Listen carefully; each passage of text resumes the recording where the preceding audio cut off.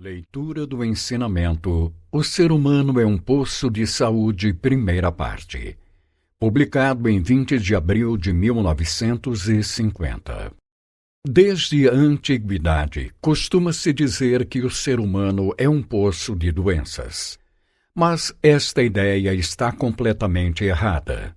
Corrigindo-a, diremos que o ser humano é um poço de saúde, porque, conforme já expliquei antes, originalmente ele foi criado como um ser saudável.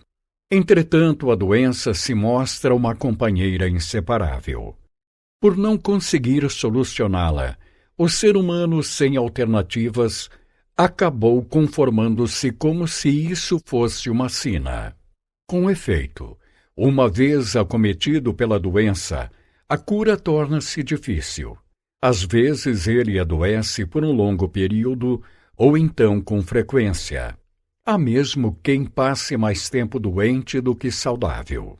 Justifica-se, pois, dizer que o ser humano é um poço de doenças. Aliás, a expressão deve ter surgido devido ao prolongamento de tal situação.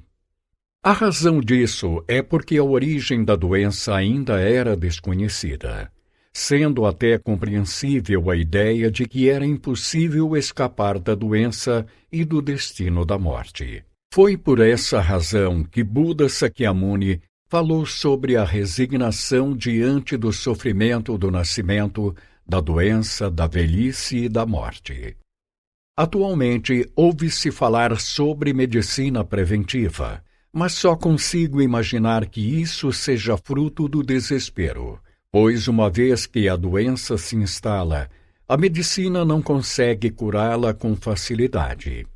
Isto porque, se o poder de cura da medicina fosse absoluto, nem haveria necessidade de pensar em uma medicina preventiva. Voltando ao assunto, gostaria de explicar quais são as ações contrárias à natureza que dão origem à doença. Quando adoece, a pessoa utiliza os medicamentos como se fossem o único recurso, e esse é o primeiro erro. Na medicina chinesa, os medicamentos são extraídos das ervas, raízes, caules e cascas das plantas. Quanto à medicina ocidental, esta busca seus produtos nos minerais, nos vegetais, etc. Tudo isso é fundamentalmente contrário à natureza. Pensem bem, os medicamentos caracterizam-se por apresentar sabor amargo, odor desagradável, acidez, etc., o que invariavelmente nos causa aversão. A conhecida expressão tirar da boca o gosto de remédio ilustra bem o fato. Por que é tão desagradável ingerir medicamentos? A resposta é a seguinte: Deus está mostrando que não se devem ingeri-los porque são tóxicos. Por Meishu Sama, Alicerce do Paraíso, volume 3.